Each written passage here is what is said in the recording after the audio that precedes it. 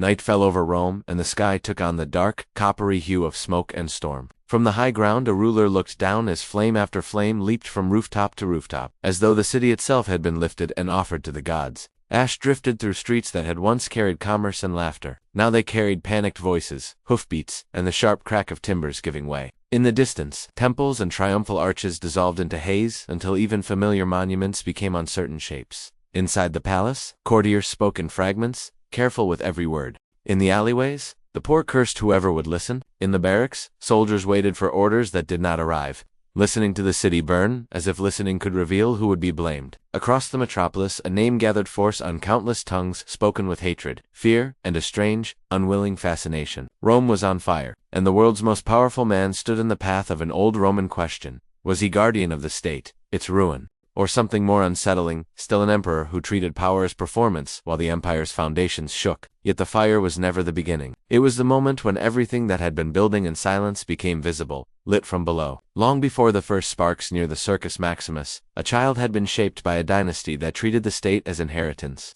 the people as audience, and survival as a craft learned early. To understand how one reign became a symbol of decadence and dread, the story had to return to the system that made such a ruler possible. Rome in the first century was not merely a city. It was a machine built to conquer and to endure conquest's consequences. The old republic survived in marble and vocabulary Senate debates, elections, ceremonies that pretended the people still commanded. But the reality of authority had shifted. Emperors called themselves first citizens, as if the title could soften what their power truly was. Armies did not swear themselves to law in the abstract. They swore themselves to a man. Provinces sent taxes and grain like tributaries to a center that insisted it was not a throne, even as it demanded obedience. Like one dot at the center sat the Julio-Claudian house, a family whose bloodline had become entangled with the state so tightly that private quarrels could become public crises. Augustus had built the new order out of civil war. His successors inherited the order's benefits and its terrors. Succession brought not calm but peril, plots, revolt, scandal, and the slow toxin of rumor. In Rome, reputation functioned like currency and gossip like a weapon. The Senate became both accomplice and captive,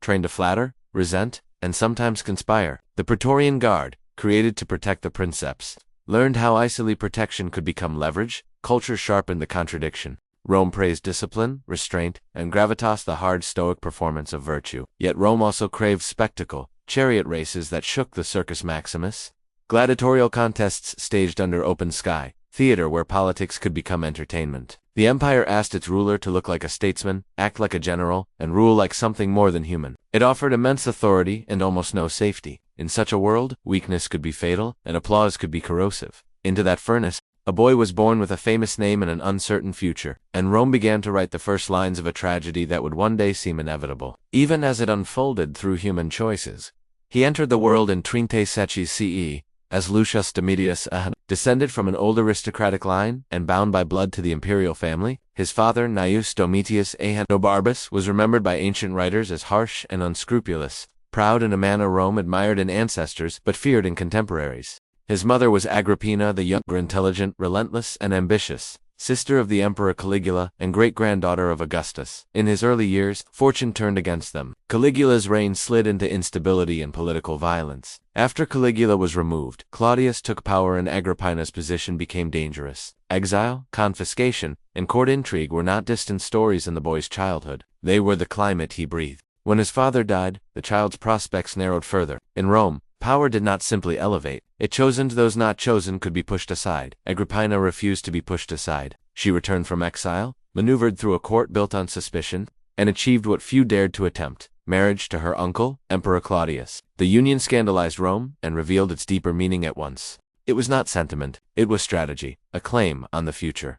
With that marriage, her son's identity was remade. Claudius adopted him and gave him a new name: Nero, Claudius, Caesar, Drusus, Germanicus. Adoption in Rome could be more decisive than birth. It was political alchemy, transforming an aristocratic youth into the empire's heir. Nero received tutors suited for a prince, most famously the philosopher Seneca, whose stoic reputation suggested discipline and moral gravity, and the Praetorian prefect, Burrus, whose command of the guard promised security. But even as education polished the surface, the deeper lesson was unmistakable. In the imperial house, family was destiny, and destiny often arrived by decree, by hidden arrangements, or by quietly administered toxins. Succession did not allow the luxury of growing slowly into power. It demanded readiness, whether real or feigned. The empire's machinery had begun turning toward the boy, and it would not stop because he was young. In 54 CE, Claudius died after a sudden illness. Ancient sources hostile to Agrippina insisted she arranged his death by poison. Modern historians treated the accusation with caution,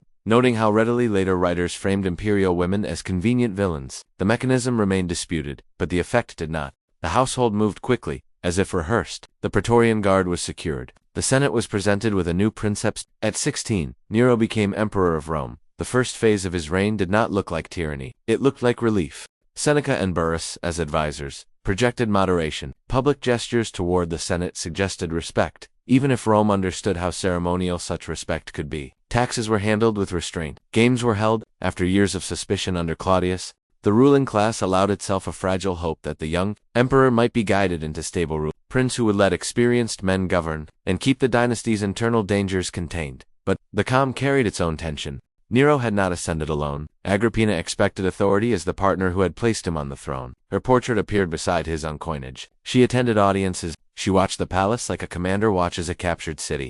Yet Rome did not tolerate two centers of power. The empire was a structure built to amplify one voice. A mother's dominance, however practical, threatened the image of a singular ruler. That threat hardened into hostility. Agrippina's influence began to fade as Nero drew closer to courtiers and companions she did not control, and as he pursued relationships that challenged her authority. Meanwhile, Claudius had left a son of his own, Britannicus young but alive, and therefore politically perilous. In Roman succession politics, innocence offered no protection. A rival did not need to act to be treated as a threat. Britannicus died in 55 CE, collapsing during a meal. Rumors ignited at once. A contaminated drink, and the emperor's circle behind it. Ancient historians presented it as a deliberate removal. Direct proof remained elusive, but in Rome suspicion often carried the weight of fact because it shaped behavior. Whatever the means, the political effect was immediate. The most obvious alternative to Nero's rule vanished, and the message to the court was unmistakable. The throne would not be shared, and it would not be surrendered. With Britannicus gone, the conflict with Agrippina escalated into something darker. She was pushed away from the center of power, separated from the palace, her allies stripped out one by one. Then, in 59 CE, the final act arrived. Agrippina died after a failed attempt to make her death appear accidental, followed by a direct operation carried out at close quarters. Ancient accounts differed in detail, shaped by outrage and a taste for dramatic moral lessons. But the conclusion remained: the emperor's mother perished by his order or with his consent, by casting her aside.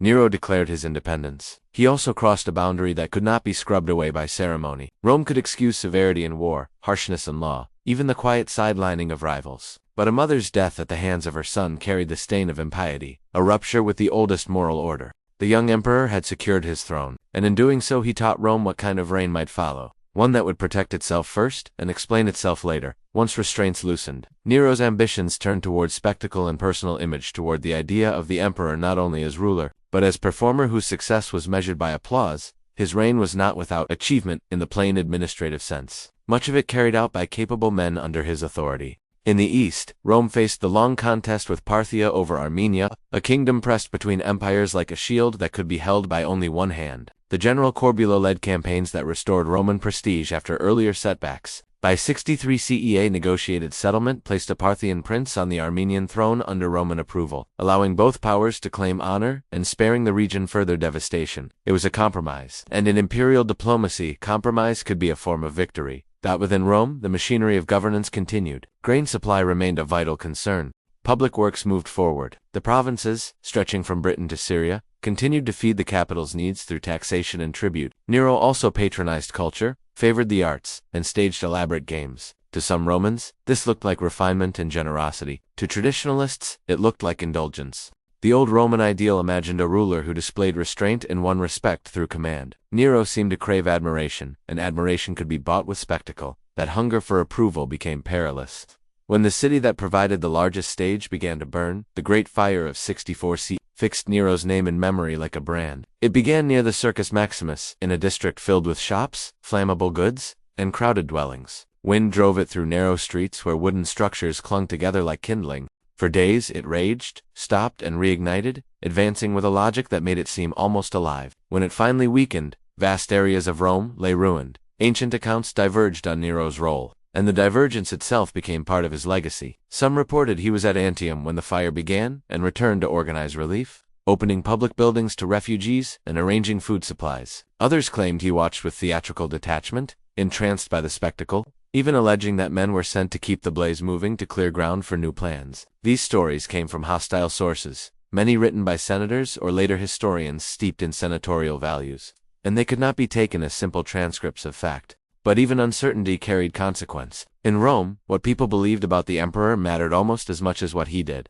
Nero rebuilt. He issued new regulations, wider streets, limits on flammable materials, requirements that improved access and reduced the risk of future catastrophe. These measures were practical and, in places, effective, yet the rebuilding also revealed his appetite. He began constructing the Domus Aurea, the Golden House, a palace complex of such scale and luxury that it seemed to claim Rome's ashes as its foundation. Artificial lakes, gardens, painted ceilings, pavilions, an imperial dream rising where ordinary Romans had lost homes and neighborhoods. The city watched ruin become opportunity, and the distinction between public recovery and private grandeur blurred until it nearly vanished. In a capital hungry for explanation, blame demanded a target. Nero accused a small and mistrusted sect, the Christians. Tacitus described arrests and public punishments staged as examples, with methods that later readers found shocking. The extent, organization, and reach of the crackdown remained debated by historians. And later, Christian tradition sometimes expanded what earlier evidence supported, but the association endured. Nero as the ruler who sought scapegoats, and Christians as those who carried the memory of state violence into a new religion's story of suffering. Whether his actions came from fear, calculation, or cruelty, the crisis exposed a fault line in Roman power. The princeps was meant to embody the state, to stand above private appetite. In Nero's Rome, the state began to look like the stage for one man's desires, funded by an empire that could not refuse him. The fire did not merely destroy buildings, it stripped away illusions. The question ceased to be whether Nero could rule. It became what his rule would cost. And who would pay? As the new Rome rose from the ruins, resistance gathered its courage. First in whispers, and then in names, spoken quietly behind closed doors. Opposition did not begin as open rebellion. In an autocracy draped in republican ceremony, resistance first appeared among aristocrats who felt endangered, humiliated, and trapped. Senators watched the emperor's performances and heard the crowd's applause. They saw him appear on stage, competing as a singer in musician acts. Roman elite culture considered degrading for a man of his station. Not because art was despised, but because public performance suggested dependence. Nero demanded applause not as a gift, but as obligation. In such a climate, silence could be interpreted as insult, and insult as disloyalty. The palace itself became a battlefield. Nero's marriage to Octavia, Claudius's daughter, had been politically valuable but personally barren. He pursued Poppaea Sabina, ambitious and celebrated for her beauty. Octavia became an obstacle. She was divorced, accused of adultery, exiled, and ultimately put to death under imperial authority. Reports suggested the people mourned her, a rare public sympathy that hinted at widening distance between emperor and city. Poppaea became empress, and with her ascent, the atmosphere of court politics sharpened further. As if the palace had become a place where affection and survival could no longer be separated, in 65 CE, tension erupted into the Pisonian conspiracy, a plot involving senators, knights, and officers who sought to remove Nero and replace him with Gaius Calpurnius Piso. The conspiracy failed, exposed by informants and fear. The aftermath was a purge. Official orders, prosecutions, and compelled suicides multiplied, and intimidation became a method of government. Among the dead was Seneca, once the public face of Nero's moderation, ordered to end his own life. He died according to Roman convention, deliberate and composed, his stoic image preserved by the very literary culture that condemned the emperor who had been his pupil. Each death tightened the knot. Conspiracy bred repression. Repression bred more conspiracy. Nero's suspicion found proof in real threats, and real threats found fuel in his punishments. Meanwhile, the demands of spectacle and construction strained finances. Taxes rose. Confiscations became both penalty and revenue, turning prosecutions into instruments of enrichment. The court's appetite became inseparable from the state's needs, and people began to measure the empire's stability by the emperor's moods. Beyond Rome, provinces watched carefully. They could endure distance and severity, but they depended on a myth of stability at the center. Nero's extravagance, his punishments, and the atmosphere of fear suggested something worse than harshness, unpredictability. In 66 CE, he traveled to Greece, not as a conquering general, but as an artist seeking victory at festivals. He competed in contests where imperial presence all but guaranteed success. Cities bent to honor him, and he accepted honors with the seriousness of a man who needed them. To some, it was harmless indulgence. To others, it was an omen. The ruler of the world appeared to have abandoned the discipline that held the world together. Confidence, once cracked, rarely returned whole.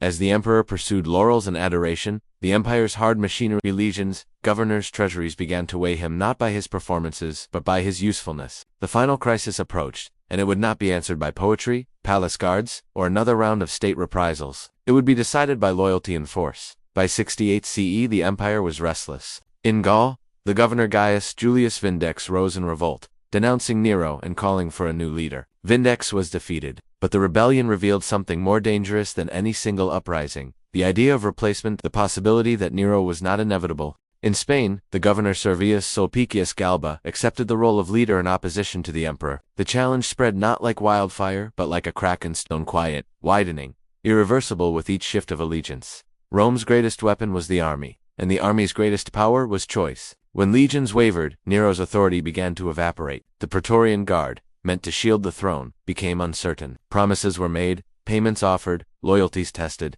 The men who had once secured Nero's accession now considered the advantages of abandoning him. In a system where legitimacy rested on force, force could also announce the end. Inside the capital, Nero's world narrowed to corridors and locked doors. Messages arrived with grim clarity: governors defecting, armies declaring for Galba, allies disappearing into silence. The Senate, long submissive, sensed the shift. Courage and self-preservation often wore the same face. It moved against the emperor, declared him an enemy of the state. The boy who had been placed on the throne at 16 now faced the empire's final judgment. He fled the palace and sought refuge in the villa of a freedman outside the city. There, in the dim confinement of a servant's quarters, the ruler of the world waited for approaching riders, listening for the moment when his name would cease to command obedience. Ancient accounts lingered on the drama of his end.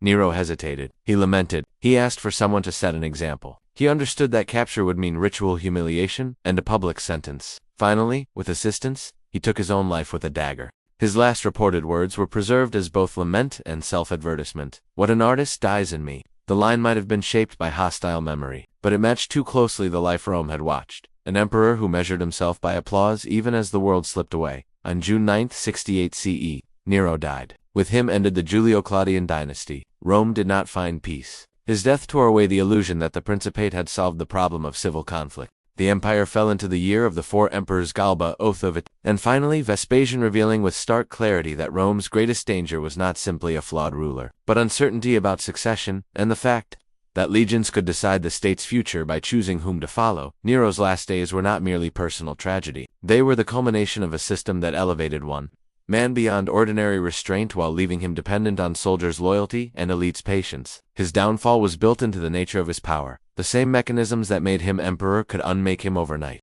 Once the line of Augustus ended, Rome was forced to confront what it truly was: an empire ruled not by inherited, republican virtue but by force and legitimacy, continually renegotiated. From the moment his life ended, Nero's afterlife began. In the centuries that followed, he became less a man than a symbol. Ancient historians such as Tacitus, Suetonius, and Cassius Dio painted him in dark colors: vain, severe, theatrical, unworthy of Rome's dignity. Their portraits were shaped by senatorial values and written under later dynasties, and modern historians weighed those biases carefully. These authors had reason to despise a ruler who diminished senatorial prestige and empowered the court, the guard, and the crowd. Yet bias did not erase the record of real human costs. Britannicus's sudden death, Agrippina's removal, Octavia's elimination, the post-conspiracy purge, these could not be dismissed as pure invention, even when details were contested and motives debated. At the same time, fragments of another memory persisted. In parts of the eastern provinces, Nero was remembered with more complexity, even with a measure of warmth.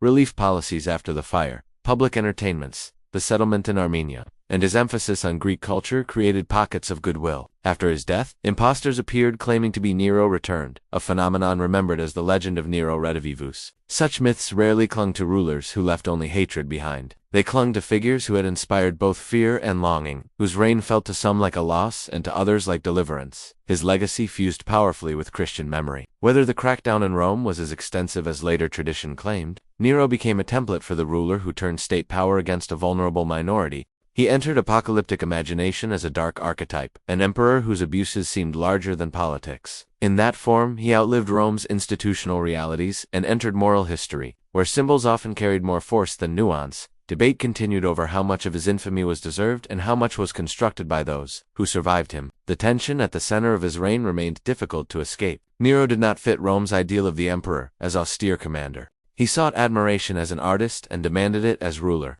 He governed an empire that needed stability and treated its heart as a stage. Yet he was also the product of a system that trained heirs in suspicion and rewarded ruthlessness. His reign